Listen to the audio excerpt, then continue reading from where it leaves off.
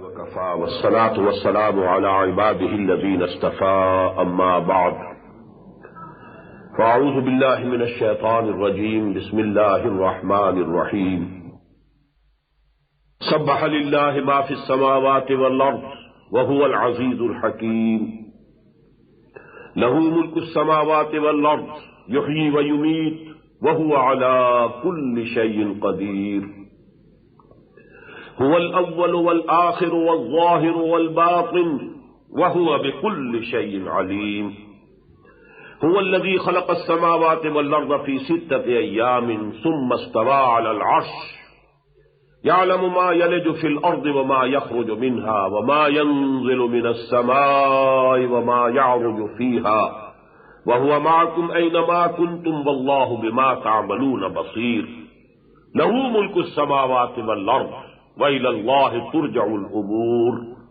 يولج الليل في النهار ويولج النهار في الليل وهو عليم بذات الصدور صدق الله العظيم رب اشرح لي صدري ويسر لي أمري واحلل عقدة من لساني يفقهوا قولي.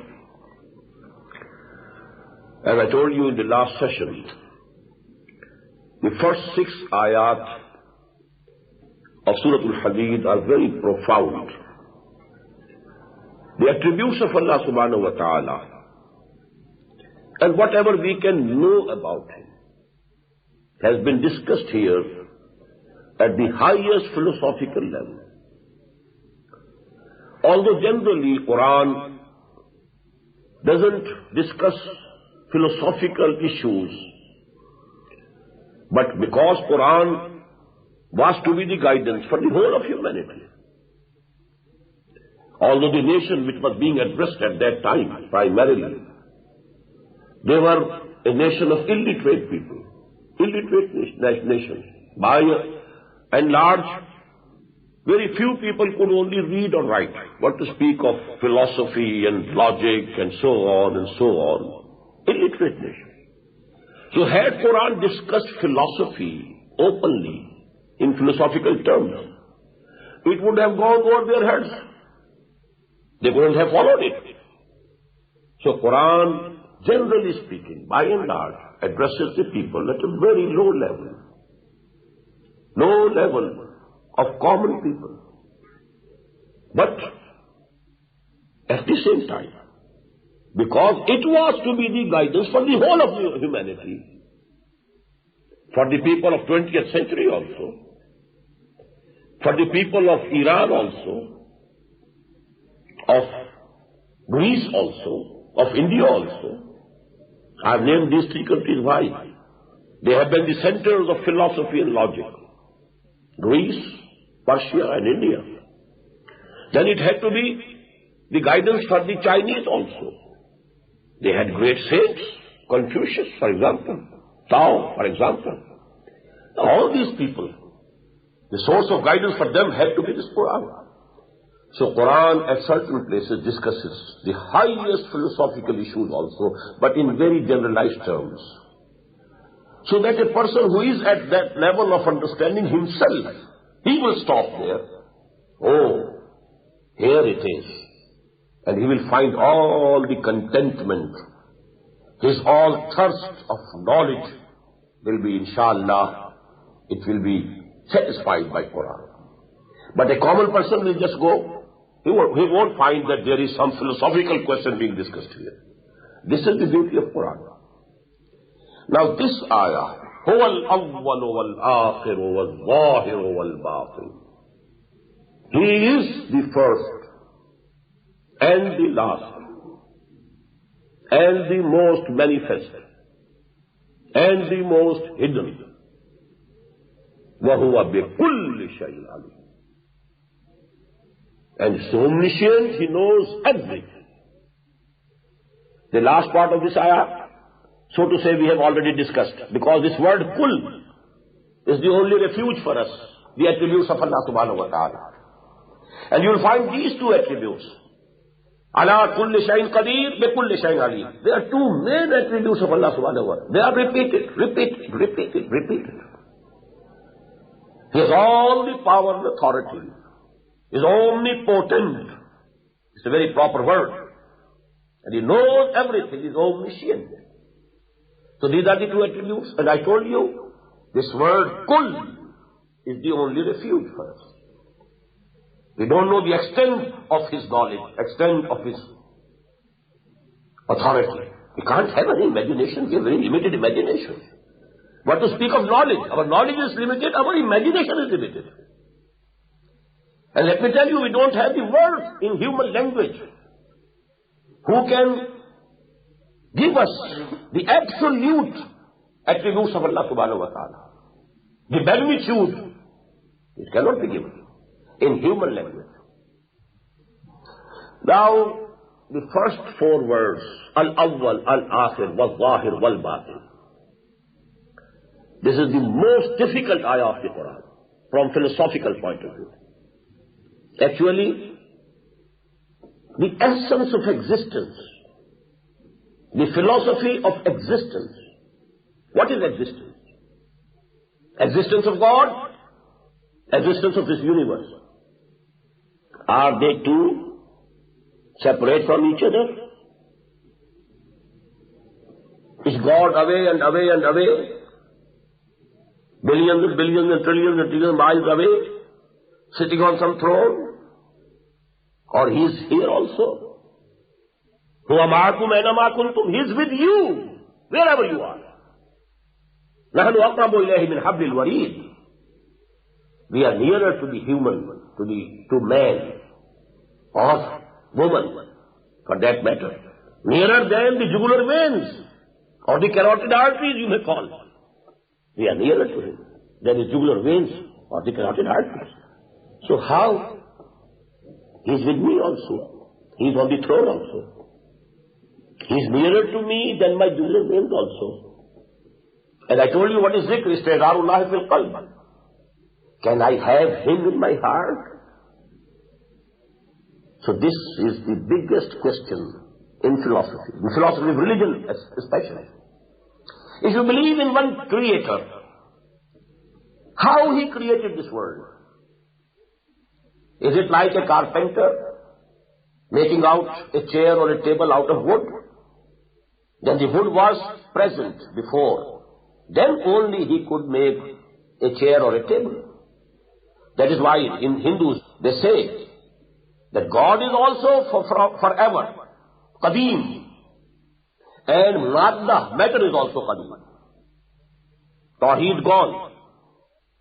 Now just dualism.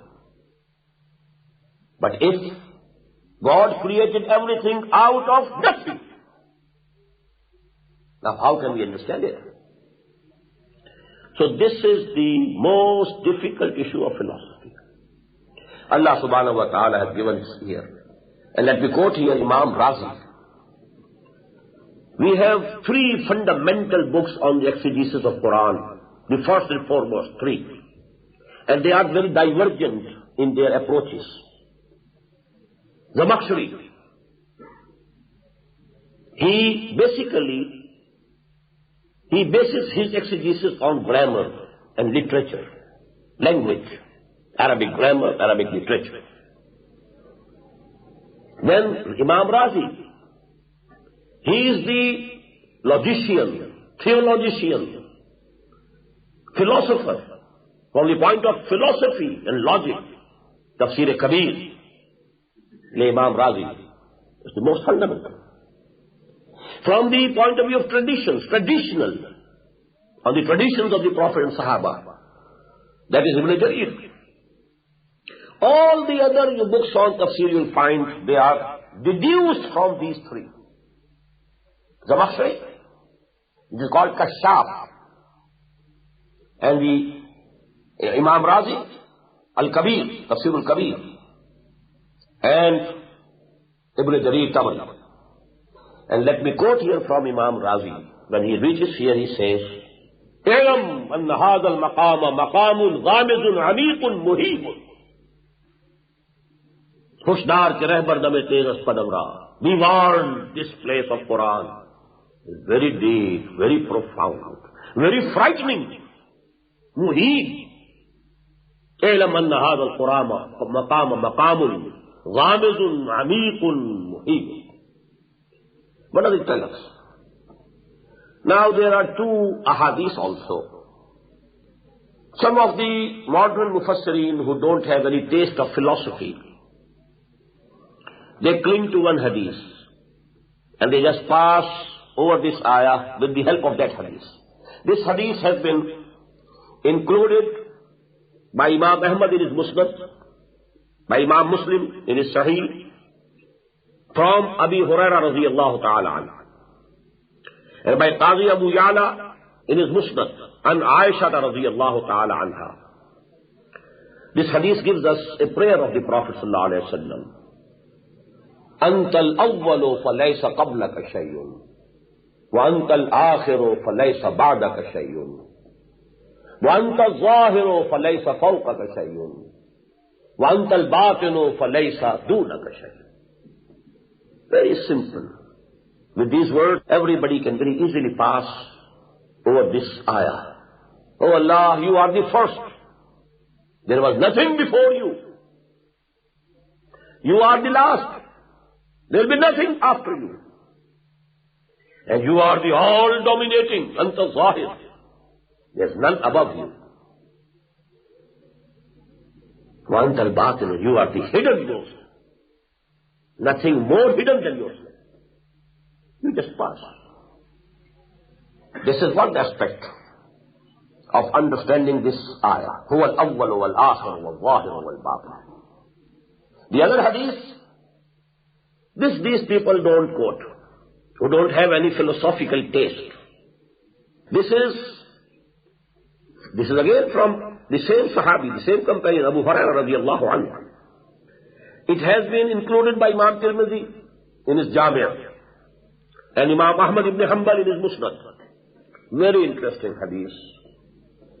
The Prophet has been reported to have said, لَوْ أَنَّكُمْ دَلَّيْتُمْ بِحَبَلٍ إِلَى الْأَرْضِ It's sufla. لَهَبِتْ عَلَى اللَّهِ ثُمَّ قَرَأَ النَّبِيُّ صلى الله عليه وسلم هُوَ الْأَوَّلُ وَالْآخِرُ وَالظَّاهِرُ وَالْبَاطِنُ. If you throw down a rope to the lowest of the earth, because in Surah Al-Talaq, Allah subhanahu wa ta'ala has said, there are 7 heavens and in the same manner 7 earths, although we can't understand it up till now. Maybe when knowledge goes more forward, advances, maybe then this ayah is revealed and we should be able to understand it in full extent. So you will be translate this hadith. If you are throwing down a rope on the lowest part of this earth or on the lowest earth, it will go and rest on Allah. Allah is there also. There is no place in this universe where Allah is not present. He is omnipresent. لَوْ أَنَّكُمْ دَلَّيْتُمْ بِحَبَلٍ إِلَى الْأَرْضِ السُّفْلَى the lowest.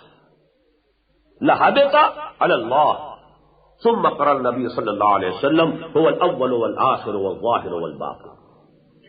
Now please, before I give you my understanding of this ayah, please note one point which is very important.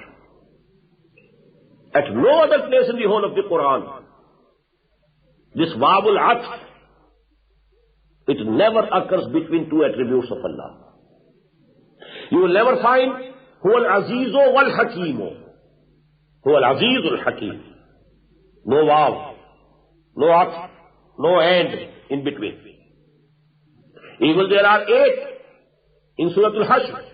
Al-Malikul Quddusul Salamul Mu'minul Muhaiminul Azizul Jabbarul Mutakabbir. No Waw. 4 in Surah Al-Jumu'ah. Al-Malikul Quddusil Azizil Hakim. 4. No Waw. What does it mean? It's very important. Imam Farahi of India, as far as I know, my knowledge is not very vast. It's very limited. Maybe some other mufassir might have also said so. But as far as I know, he was the first to point to this thing, which is very important. That among the attributes of the name of Allah, there never occurs Waw. Why? Because all the attributes of Allah are present in Him simultaneously. And Waw It separates. At the same time, he is Al-Hakim, he is Aziz, he is Al-Sami, he is Al-Basir, he is Al-Rafi, Al-Khafis, at the same time, simultaneously. Therefore, nowhere you will find any wow between the attributes except this place. هو الأول والآخر والظاهر والباطن. Why? What I have understood is that this existence of universe, this creation, Allah subhanahu wa ta'ala actually is using these four words, four attributes of His, as related to this existence of universe. Because whenever you use the word first of whom? When you say, Antal awwal, falaysa qablaka shay'un. Was there anything qablaka shay'un? Qablaka shay'un means that you have a beginning. Before you there was nothing. That means you had some beginning. No, it's impossible. Allah doesn't have any beginning. We don't have any word which can denote. He was present. He has been present forever, forever, forever. There was no time when He was not there. And He will live forever, forever, forever. There's not going to come any time when He will not be there. So, we have coined, terminology in philosophy. Al-Qadim. Al-Hadis. Hadis is something which was not present before, but then it came into existence. It's Hadis. This universe is Hadis. And the contingent being, they call it in philosophy. That is Hadis. And the necessary being, al-wajib al-wujud, is Qadim. Is forever, is forever, is forever. So actually, this universe, when it began, أول هذه الوجود هو Allah. Before it began, there was Allah. هو الأول in this respect. He is the beginning of this universe. And when this universe will be, just Allah subhanahu wa ta'ala, يَوْمَ نَطْوِي السَّمَاءَ كَطَيِّ السِّجِلِّ لِلْكُتُبِ. He will just fold it. Just as they are saying in astronomy, that these galaxies are expanding like this in a spiral way. And then it will go again in the counter direction and come to a point. Again. So actually, He will be the last. This universe exists between these two limits. It has an awwal and an end. But He is the awwal, He is the end. He is the last. And now this universe, He is the manifest. And He is the hidden. As far as His person is concerned, He is hidden. You can't know Him. As far as His attributes are concerned, He is just apparent, manifest, obvious. Everybody can see Him. Through His attributes, through His creation. إن في خلق السماوات والأرض واختلاف الليل والنهار والفلك التي تجري في البحر بما ينفع الناس وما أنزل الله من السماء من ماء فأحيا به الأرض بعد موتها وبث فيها من كل دابة وتصريف الرياح والسحاب المسخر بين السماء والأرض لآيات لقوم يعقلون. Only you should have eyes to see. You will see the signs of Allah subhanahu wa ta'ala. His omnipresence, signs of His omnipotence, signs of His omniscience, signs of His total and complete wisdom. Everywhere. Even a leaf of a tree, and even a small insect walking and moving on the earth, they are all signs. Everything, every physical phenomenon is a sign of Allah subhanahu wa ta'ala. He is manifest. Let me quote here a saying of Imam Razi. Inna kamala kaunehi zahiran sababun li kaunehi batinan. Why is He hidden? Because He is most manifest. Therefore He is hidden. You can't see the sun. Why? Because you can't see to it directly. It is manifest. But when the sun, is shining, you can't see the boundary of the sun. Can you? So it is actually, it's the extreme manifestation of sun that has hidden itself. And you can't see it. فَسُبْحَانَ مَنِ اخْتَفَى عَنِ الْعُقُولِ لِشِدَّةِ ظُهُورِهِ وَاحْتَجَبَ عَنْهَا بِكَمَالِ نُورِهِ. He has hidden Himself behind the curtain of His manifestation. Not that He is hidden in that way. He is everywhere. Now this is actually, let me only refer here. There is much controversy in the Islamic world about some philosophers and saints of Islam who believe in Wahdatul Wujud, unity of being. Ibn Arabi, which some of the mystics say, Shaykh Akbar, the biggest saint, he believes in unity of existence, unity of being. Shaykh Ahmad Sarhandi from India, although Wahdatul Shuhud, but basically it is also the same, no difference. Shah Waliullah has said it very clearly, there is no distinction and no difference between Wahdatul Wujud and Wahdatul Shuhud. Both of them say that only Allah exists, nothing else exists. It's all apparent. It's appearance. Kullu ma fil kawn wahmun aw khayal aw uqusun fil maraya aw zilal. Whatever you see in this universe, they are shades or images. They have no real existence. When you are standing before a mirror, you find you are standing behind the mirror also. Do you actually stand behind the mirror? You are seeing it, but it doesn't exist. There is a shadow of the earth, of the tree. The shadow is there, you can see the shadow, but shadow is nothing. So all existence is like shadows. Kullu ma fil qawni wahmun aw khayal aw uqusun fil maraya aw zilal. The real existence is only of Allah subhanahu wa ta'ala. This is Wahdatul Wujud. But there is another philosophy of pantheism. Pantheism says that Allah or the Creator or that first reality, it has itself taken the shape of this universe. This is kufr of the highest order. This is the shirk of the highest order. So there are many persons who confuse this unity of existence, unity of being, with this pantheism. Pantheism is kufr of the highest order. If Allah has taken all this shape, this is also Allah, this is also Allah, and I am Allah, you are Allah. Some people were so much deceived by this idea. Somebody said, Ana al-Haq, I am Allah. What happened to him? He was hanged. It is kufr. It is istidlal. Allah is Allah. Ar-Rabbu Rabbun wa in tanazzal wal Abdu Abdun wa in taraqqa. Rabb remains Rabb, although he might come down. He comes down every night in the small hours of the morning. There is the hadith, clear hadith. He comes to the first heaven, and there is a proclamation from him. Hal min mustaghfirin fa'ughfir lahu. Hal min sa'ilin fa'utiyahu. Is there any asking forgiveness so that I should forgive him? Is there anyone asking for something so that I should grant it to him? So even if he has come down to the first heaven, he is Rabb. And even if Muhammad had gone to the seventh heaven, he was Abd. Ar-Rabbu Rabbun wa in tanazzal. He has come down. Still he is Rabb. Wal Abdu Abdun wa in taraqqa. And Muhammad is Muhammad, Abd is Abd, although he went to the seventh heaven on the night of Isra. So actually, all these things, this is pantheism. That is no doubt kufr.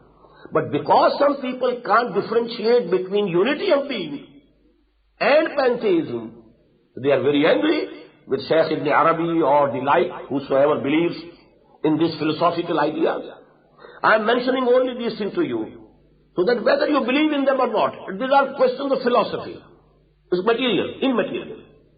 But don't please have misgivings about these saints of Islam, these Sufiya, who believe in Wahdatul Wujud. They believe in the unity of being and unity of existence, not in pantheism, none of them. So that misgiving should be removed from your minds. هو الأول والآخر والظاهر والباطن وهو بكل شيء عليم. هو الذي خلق السماوات والأرض في 6 أيام. It is He who created all the heavens and the earth in 6 days. But what are those 6 days? Consisting of 24 hours? No. This day is our day of this planet. When this completes one revolution around its axis, it is 1 day. And 1 night, 24 hours. What would be the one day of any other planet? It will be different. What will be the one day of the solar system? Just imagine. One would be the one day of the galaxy in which we are existing. What about the one day of this whole universe? Can you imagine? That is why Quran says one day with Allah is equal to 10,000 years in your account. There is another day, 50 alfa sana, 50,000 years. So here actually, what the scientists say, 6 millenniums, 6 periods of time. We can't give the extent of that millennium. That is what the scientists probe. But don't think that these are 6 days of this earth. World of difference between them. هو الذي خلق السماوات والأرض في 6 أيام ثم استوى على العرش. This is most important. Then he mounted the throne, he himself. He is controlling it. He is not only the creator, he is the controller. He is the runner. He is running this universe. يدبر الأمر من السماء إلى الأرض ثم يعرج إليه في يوم كان مقداره ألف سنة مما تعدون. This tadbir amr, he himself is doing it. Because it's a very common idea with students of science. If you are a Muslim also, you believe in Allah. You believe that Allah created this universe. But now you are a scientist also. There are laws of chemical change and physical change and all physical laws. And this universe is going by its laws automatically. What has Allah to do with it then? He is only the creator. That's all. He created. Then he is aloof. He is sitting somewhere aside. You might laugh, but this is the philosophy of Aristotle. Aristotle says, Allah has nothing to do with the running of this universe. And he says, Allah doesn't know the details. And all the philosophers, and most of the Muslim philosophers, they are actually in the line of Aristotle. He doesn't know the details. He has made laws, rules. The universe is now going on. Just as if a football player hits the football, now it is going by itself. Now he is not pushing all the time. He just imparted a momentum to it by the kick. Now it is going by itself. So Allah just created. And he set forth a set of laws, physical, chemical, etc., etc. And now this is and biological. And it's going on. It says by itself. This is kufr, this is ilhad, this is materialism. He is not only the creator, he is the mudabbir. Yudabbiru sama, yudabbiru amra min as-sama ila al-ard. He is controlling it. Not a single leaf of any tree can move without his permission. He has given attributes or properties to different things. Water, it quenches your thirst. It is a property with it. But if Allah commands, it will not quench your thirst. Go on drinking, go on drinking, go on drinking, and your thirst will not be finished and quenched. Fire, it is the property of the fire, imparted to it by Allah subhanahu wa ta'ala. It burns. But when there was command of Allah subhanahu wa ta'ala, Ya naru kuni bardam wa salaman ala Ibrahim, it didn't burn Ibrahim alayhi salatu wa salam. Water keeps its surface. It's the law, physical law. When the staff, the asa of Moses, struck it, it just split into two. وَكَانَ كُلُّ فِرْقٍ كَالطَّوْدِ الْعَظِيمِ. Each side stood like a rock. Because all properties to all things, all matter, have been given to them by Allah. And they are subject to the permission of Allah subhanahu wa ta'ala. Allah is not defunct, so to say. But after creation, He is defunct. He has nothing to do with this universe. ثُمَّ اسْتَوَىٰ عَلَى الْعَرْشِ. then he mounted on the throne. And what is he doing? يَعْلَمُ مَا يَلِجُ فِي الْأَرْضِ وَمَا يَخْرُجُ مِنْهَا. He knows whatever is entering into the earth and whatever is coming out of it. A drop of water has gone down. It has activated some dormant seed. Now the seed has sprouted. Two leaves have come out. He knows every drop of blood entering the earth and every seed being activated by it. He knows. يَعْلَمُ مَا يَلِجُ فِي الْأَرْضِ وَمَا يَخْرُجُ مِنْهَا. A man dies and is buried in the earth. And he will one day, he will again sprout out from his grave. He will come out of the grave. And Allah knows it. وَمَا يَنزِلُ مِنَ السَّمَاءِ وَمَا يَعْرُجُ فِيهَا. And he knows whatever is descending from the heaven, from the heights, from above, and whatever is ascending in it. What is descending? Water is descending. Rain is coming down. The malaika, the angels are coming down with the command of Allah subhanahu wa ta'ala to be executed. And what is going? The reports, whatever has been done, the reports are going. ثُمَّ يَعْرُضُ إِلَيْهِ فِي يَوْمٍ كَانَ مِقْدَارُهُ أَلْفَ سَنَةٍ مِمَّا يَعْرُضُ. So actually, he is in control of this universe. Nothing is hidden from him. So this is the concept of Allah, not a defunct Allah. Not an Allah who is creator only. He is the creator, he is the sustainer, he is the controller. And his will, at every moment in time, it is his will that is actually the final and the deciding factor. وَهُوَ مَعَكُمْ أَيْنَ مَا كُنْتُمْ. And he is with you, wherever you may be. He is on the throne also, he is with me also. I told you, we can't understand. He is with us, he is with me. He is in me. He is in my heart. Istihzarullahi fil qalb. Have Allah in your heart. So actually, this is his existence. Huwa ma'akum. We can't know how he is with us. But if you believe in, if you agree with the theory of the unity of being, it becomes solved. The question is solved. Actually, it is he. Let me give you an example. My person, if you ultimately analyze my existence, what am I? Minerals, cells, and then minerals, and so on, and then atoms, again into neutrons and protons.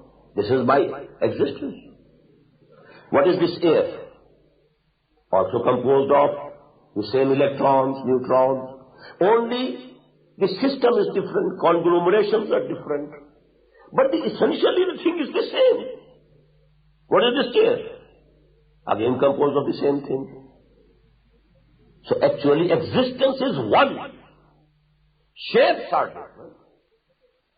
So actually this is the philosophy of the unity of existence. Existence of Allah, existence of this universe. They are not two. They are one. You may call two in one. Two aspects. Essentially, all existence is Allah. But when there is a form, there is a figure, it's a separate existence. So, huwa ma'akum ayna ma kuntum. He is with you, wherever you may be. And this is the biggest source of strength for a Muslim. You might recall when Moses with his nation, Bani Israel, when he came to the sea. Now in the front was the sea. And behind they saw, the dust. That Pharaoh with his army is coming. He's come very near. The fellows, the Bani Israel, they said to Moses, Inna la mudrakun, we are caught. What did Moses say? Kalla inna ma'iya rabbi sayahdeen. No, my Lord is with me. He will give me the way. He is with me. And Allah gave him the way. And what was the answer of Muhammad sallallahu alaihi wasallam when he was in the cave of Thor, hiding himself along with Abu Bakr radiyallahu ta'ala anhu. And when Abu Bakr saw that the mushrikeen have reached the mouth of the cave, he said to the Prophet, only if they bend and see into the cave, we shall be caught. What did the Prophet say? What did the Prophet say? La tahzan, inna Allah ma'ana. Don't fear. Allah is here. Huwa ma'akum aina ma kuntum. If we really believe it, and if I am sincere with Allah, I know that He is also sincere towards me. He can't forsake me. So, whom to fear then? And why to fear them? This is what is called wilayah. Ala inna awliya Allahi la khawfun alayhim wa la hum yahzanun. If you are sincere with Allah, can Allah be insincere towards you? If you love Allah, He will love you. If you help Him, He will help you. If you remember Him, He will remember you. Fazkuruni azkurkum. In tansurullaha yansurkum. You love Him, He will love you. So actually, if you are a sincere friend of Allah subhanahu wa ta'ala, what is awliya? Friend of Allah. If you are sincere, you are obeying Him. You are not trying to cheat Him. يُخَادِعُونَ اللَّهَ وَالَّذِينَ آمَنُوا. They are trying to cheat and deceive Allah and the people who believe.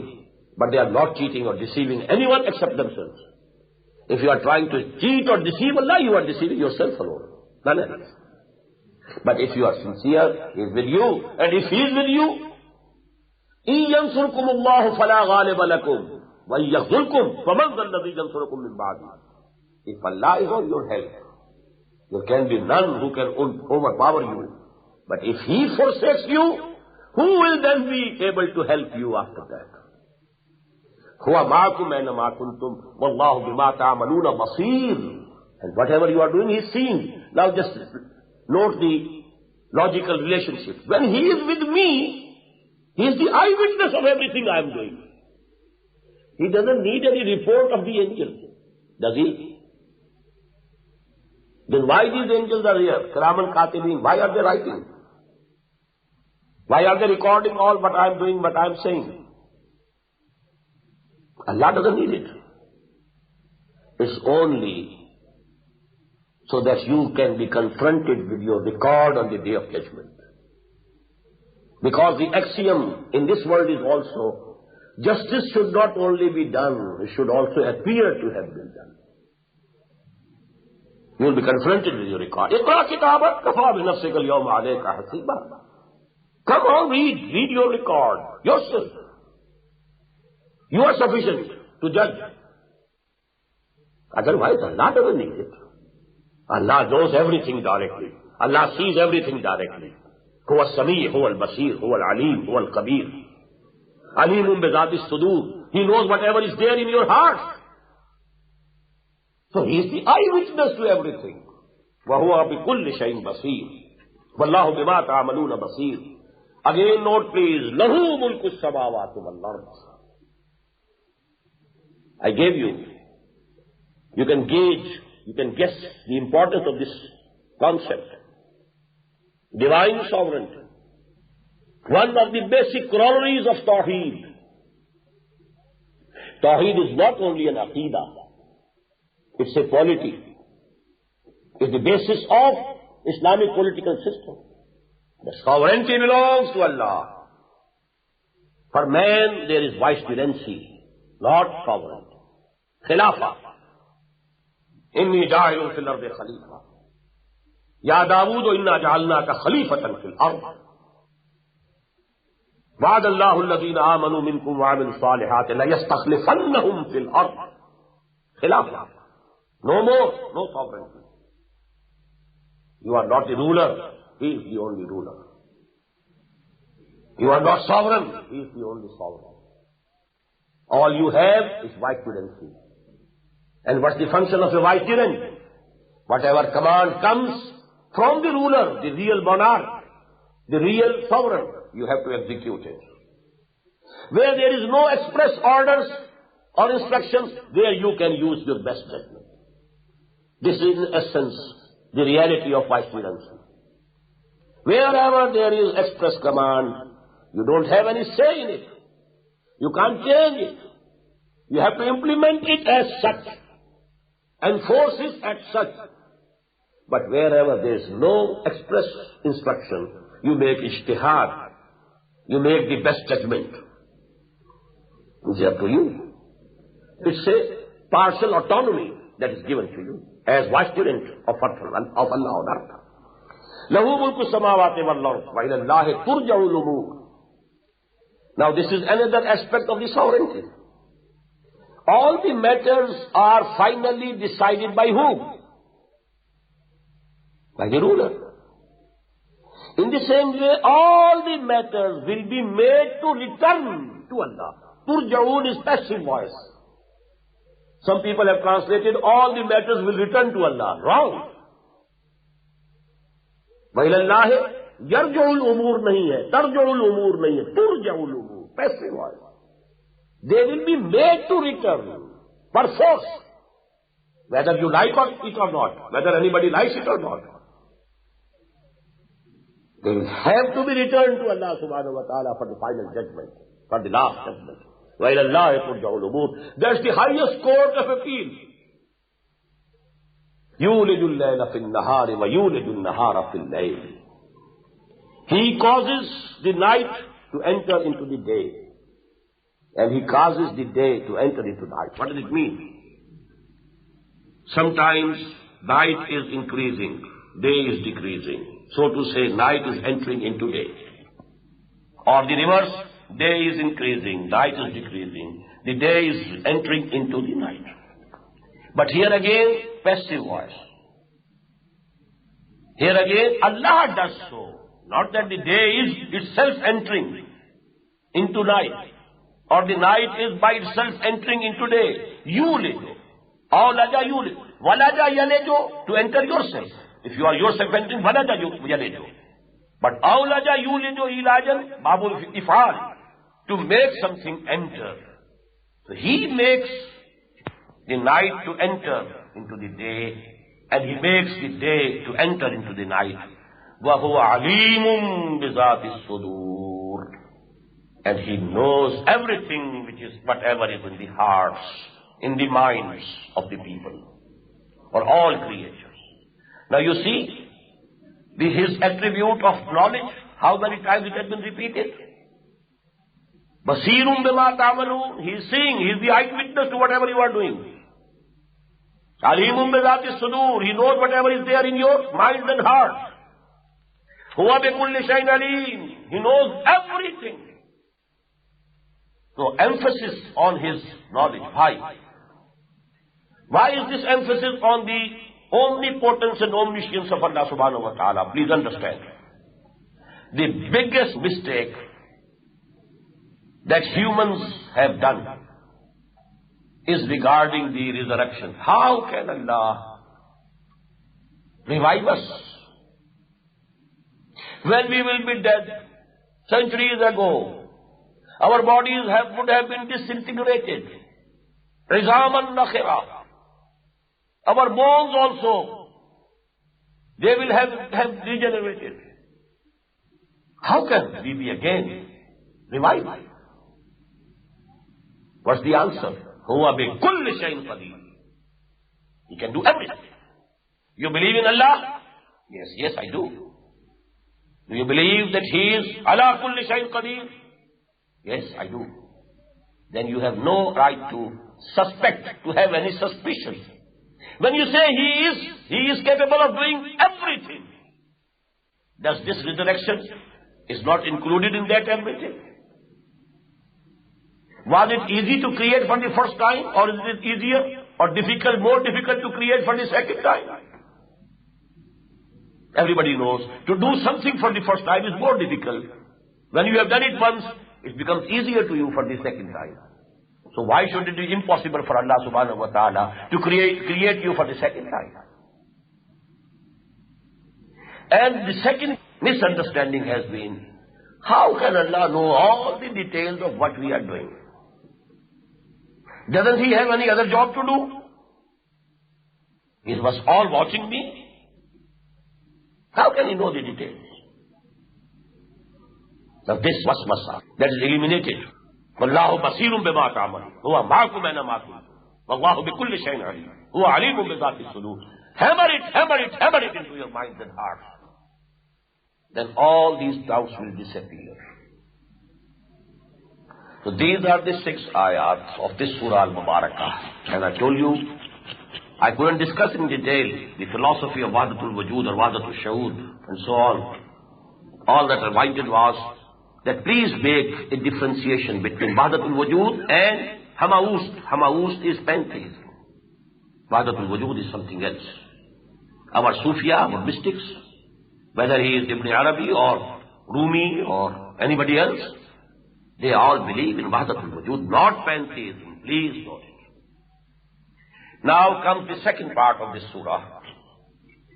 This is Allah. I remember the ayah. Zalikumullahu Rabbi alayhi tawakkaltu wa ilayhi unib. This is Allah, whom I have accepted as my Lord. The Allah who is being glorified by anything, everything on this earth and in heaven. Allah, Al-Azizul Hakim, who is to whom belongs the kingdom and sovereignty of all heavens and earth, who is the first and the last and the most manifest and the most hidden, who knows everything, who created all earth and heaven in 6 days, and then He ascended the throne, He mounted the throne, He knows everything. يَعْلَمُ مَا يَلِجُ فِي الْأَرْضِ وَمَا يَخْرُجُ مِنْهَا وَمَا يَنْزُلُ مِنَ السَّمَاءِ وَمَا يَعْرُجُ فِيهَا وَهُوَ مَعَكُمْ أَيْنَمَا كُنْتُمْ وَاللَّهُ بِمَا تَعْمَلُونَ بَصِيرٌ. He is the Allah. These are the attributes of Allah. Whether you believe it or not, that's the question. Therefore, the next 5 ayat of this surah are again, I'm using the same word because my vocabulary, English vocabulary is very limited. I don't know another word. Most profound. What are the 2 demands from you? Only 2 demands. If you fulfill those demands, you succeed. Why are you failing to fulfill these 2 demands, O Muslims, while you call yourself Muslims? This is the subject of the next 5 ayat. Aminu billahi wa rasulihi. Demand number 1. Have faith in this Allah and His messenger. Sallallahu alayhi wa sallam. But this faith should not be limited to verbal attestation, to lip service. Real faith, real belief, burning faith, real conviction. وَأَنْفِقُوا مِمَّا جَعَلَكُمْ مُسْتَخْلَفِينَ فِيهِ. Second demand, and expand from everything in which we have given you vicegerency. Very profound words. We are mustakhlaf. We are not the owners of this body. Allah has made me vicegerent over this body. This hand of mine is a trust with me. It belongs to Allah. Inna lillah. We belong to Allah. This hand belongs to Him, not to me. I am only a custodian. These eyes belong to Allah, not to me. I am only a custodian. This body belongs to Allah, not to me. I am only a custodian.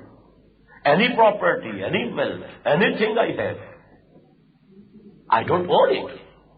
I am only the custodian.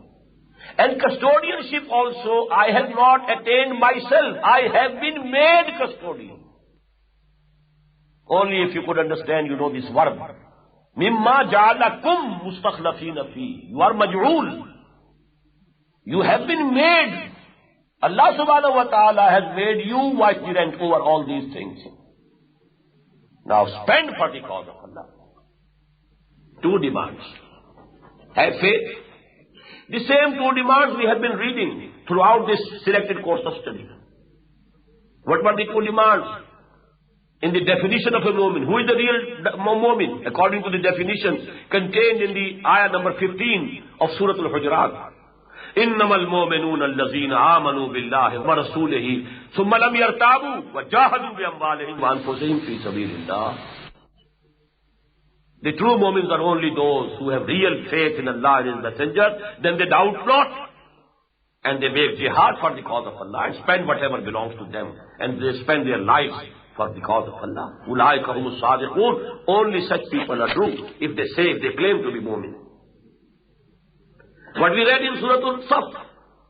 Ya ayyuhalladhina amanu hal adallukum ala tijaratin tunjikum min azabin alim. Oh, you who believe, who profess to believe, should I lead you to the bargain, to the trade that will save you from the painful torment of the hereafter? The same two demands. Tu'minuna billahi wa rasulihi wa tujahiduna fi sabilillahi bi amwalikum wa anfusikum.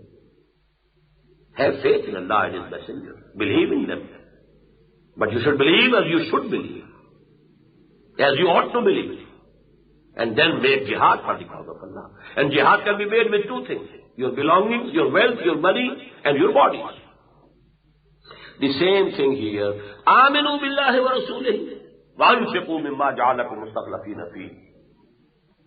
you are doing infaq of mal, this is jihad bil mal. When you are spending your time, time is money. For the cause of Allah, you are spending your time, your energies, your capabilities, the intelligence that Allah subhanahu wa ta'ala has bestowed you, upon you. All these things you spend for the cause of Allah. This is jihad bil mal. If you are spending money, this is jihad bil nafs. If you are spending your bodily resources for the cause of Allah. Because Allah has made you vigilant. And because, please put here that ayah of Surah Tawbah. Inna Allah ashtara min al-mu'minin anfusahum. Just this ayah, number 111 of Surah Tawbah. If you are mu'min, Inna Allah ashtara min al-mu'minin anfusahum wa amwalahum bi anna lahumul jannah. Allah has already purchased from you all your belongings and all your bodies in exchange for Jannah. The price will be paid in the hereafter. Price is Jannah. Inna Allah ashtara min al-mu'minin anfusahum wa amwalahum bi anna lahumul jannah. Yuqatiluna fi sabilillah. That is why they are going to war for the cause of Allah. Fayaqtuluna wa yuqtalun.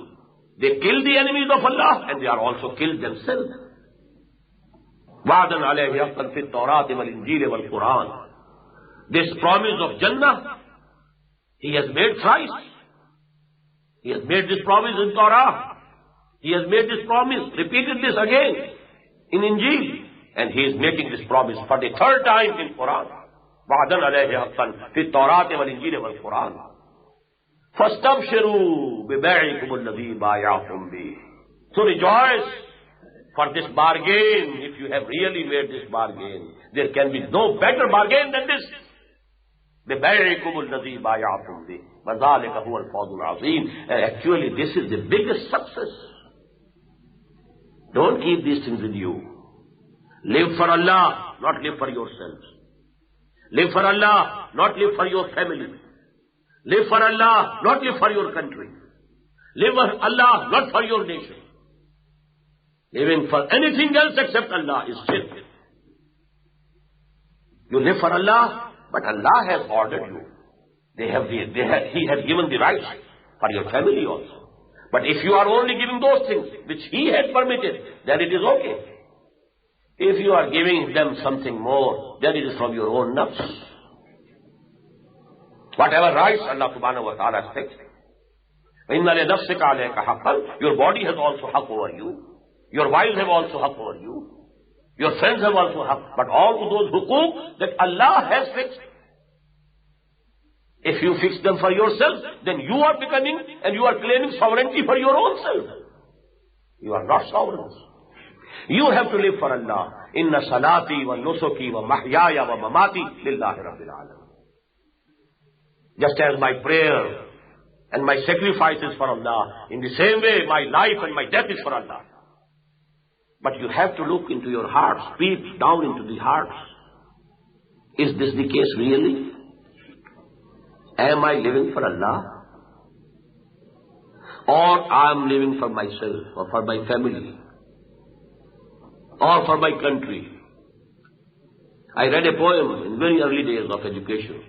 I live for those who love me. It's also a way of saying something. Why do you live? A mu'min lives for Allah alone. إن الله اشترى من المؤمنين أنفسهم وأموالهم بأن لهم الجنة يقاتلون في سبيل الله فيقتلون ويقتلون وعدا عليه حقا في التوراة والإنجيل والقرآن ومن أوفى بعهده من الله. Who can be more fulfilling his promises than Allah subhanahu wa ta'ala? فَاسْتَبْشِرُوا بِبَيْعِكُمُ الَّذِي بَايَعْتُمْ بِهِ. First you have to make this bay' and bay'ah. Bay'ah is from bay'. You are making bay' with Allah. The Sahaba made bay' with Allah and bay'ah with Muhammad sallallahu alaihi wasallam. Therefore we have in Surah Al-Fatih the ayah, إِنَّ الَّذِينَ يُبَايِعُونَ